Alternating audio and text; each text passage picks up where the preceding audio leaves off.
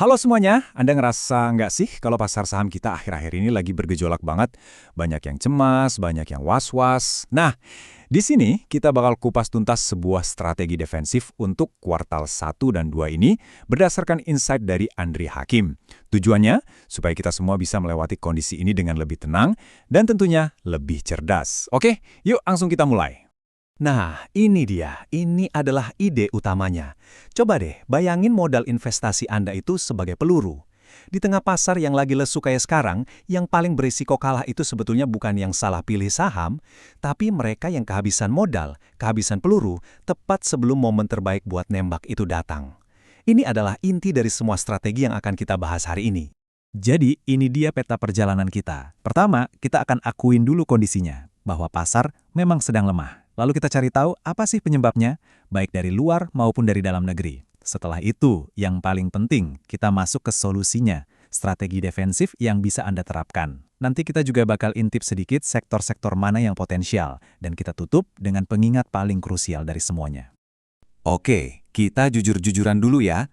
Saya yakin banyak dari kita yang mungkin lagi cemas lihat portofolio merah belakangan ini. Perasaan itu sangat wajar, karena data memang menunjukkan kalau pasar kita sedang dalam fase pelemahan. Buktinya apa aja sih? Pertama, coba lihat volume transaksi. Turun drastis kan? Ini artinya minat beli lagi rendah banget. Kedua, ada sentimen panik yang bikin level-level support psikologis yang harusnya kuat, jadi gampang banget ditembus. Jadi kalau Anda merasa khawatir, percayalah, Anda nggak sendirian, dan perasaan itu sangat valid. Oke, pertanyaan besarnya sekarang, kenapa? Kenapa pasar tiba-tiba jadi sepi begini? Ternyata, ini tuh gabungan dari berbagai faktor, semacam perfect storm gitu. Dari tekanan global dan juga sentimen domestik yang terjadinya barengan. Yuk kita lihat detailnya. Nah, yang menarik di sini adalah gimana semua faktor ini datang di waktu yang bersamaan. Dari luar, kita punya tensi geopolitik AS-Iran yang lagi panas, sementara dari dalam negeri, isunya lebih berlapis. Ada ketidakpastian soal rekalibrasi MSCI, ini penyesuaian bobot saham yang jadi acuan investor global yang baru kelar bulan Mei nanti. Terus, ada aturan free float baru, yang intinya maksa perusahaan untuk nambah jumlah saham yang beredar di publik. Ditambah lagi, ada gebrakan soal praktek goreng saham dan aturan baru untuk para influencer keuangan. Lengkap kan? Terus efeknya apa dari semua itu?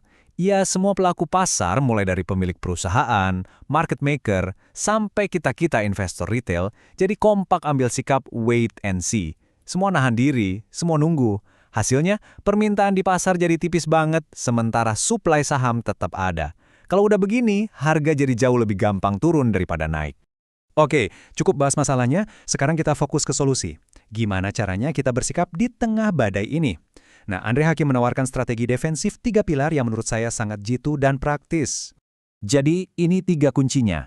Pertama, kalau Anda main di saham-saham di luar blue chip, fokus aja buat trading jangka pendek.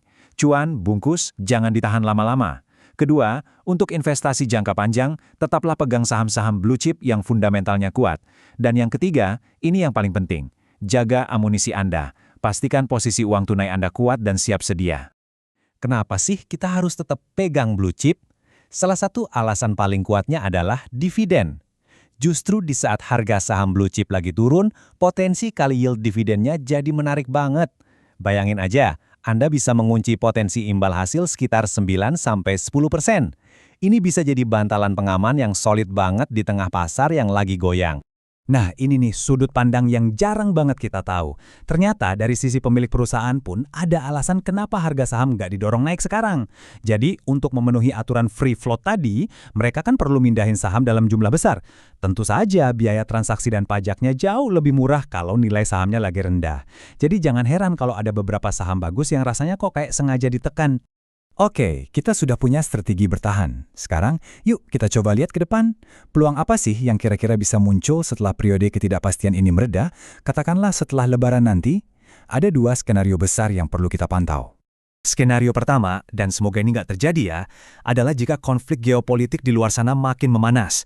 Kalau sampai ini terjadi, percayalah, peta permainan di pasar bakal berubah total. Biar kebayang seberapa besar dampaknya, lihat angka ini. Sekitar 30% pasokan minyak untuk Eropa itu lewatnya Selat Hormuz yang jadi pusat konflik. Kalau jalur ini terganggu sedikit saja, guncangannya akan terasa ke seluruh dunia. Nah, dari sini kita bisa lihat uangnya bakal lari kemana. Sektor minyak pasti akan jadi primadona, karena pasokan yang langka otomatis bikin harganya meroket. Di sisi lain, investor global akan lari cari aman, dan rajanya aset safe haven itu ya emas. Jadi, minyak dan emas adalah dua sektor kunci kalau skenario buruk ini terjadi. Sekarang kita pindah ke skenario yang lebih optimis, yang kita semua harapkan. Gimana kalau tensi global mereda dan nggak ada perang? Nah, kalau ini yang terjadi, fokus investor akan kembali sepenuhnya ke cerita-cerita dari dalam negeri. Kalau kondisi damai, maka sektor-sektor yang didukung kebijakan domestik akan kembali jadi sorotan.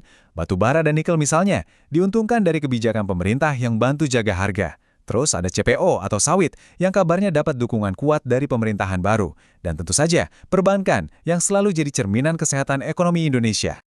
Kita sampai di bagian akhir, dan saya mau kita semua kembali ke metafora peluru di awal tadi. Karena semua strategi yang kita bahas barusan, muaranya cuma ke satu prinsip utama itu. Gini, penting banget buat kita sadar, yang terjadi sekarang ini tuh bukan hal aneh loh. Secara historis, periode Januari sampai Mei itu memang seringkali jadi musim yang berat buat IHSG. Pemulihan biasanya baru mulai terasa di bulan Juni, dan momentum kali bullish yang sesungguhnya diproyeksikan baru akan datang di kuartal 3 dan 4 nanti. Inilah dia keahlian nomor satu yang paling kita butuhkan sekarang, manajemen uang. Ini bukan soal jago nebak saham mana yang bakal naik besok, bukan. Ini adalah seni untuk memastikan amunisi kita tetap utuh, kering, dan siap ditembakkan saat target-target besar yang jelas muncul di depan mata nanti. Jadi, pesan terakhirnya, tahan godaan untuk all in atau terlalu agresif sekarang. Pasar yang lagi sepi ini adalah waktu untuk bertahan, bukan untuk bertaruh besar-besaran. Sabar dan disiplin. Percayalah, waktu untuk tancap gas itu pasti akan tiba, tapi saat ini adalah waktunya untuk menghemat peluru. Dan saya akan tutup dengan satu pertanyaan ini untuk Anda renungkan. Coba, sekarang lihat kembali portofolio dan posisi kas Anda. Ketika pasar nanti berbalik arah di kuartal 3, saat peluang-peluang emas mulai bermunculan, apakah amunisi yang Anda siapkan hari ini sudah cukup untuk ikut bertempur? Pikirkan baik-baik. Sampai jumpa di pembahasan berikutnya.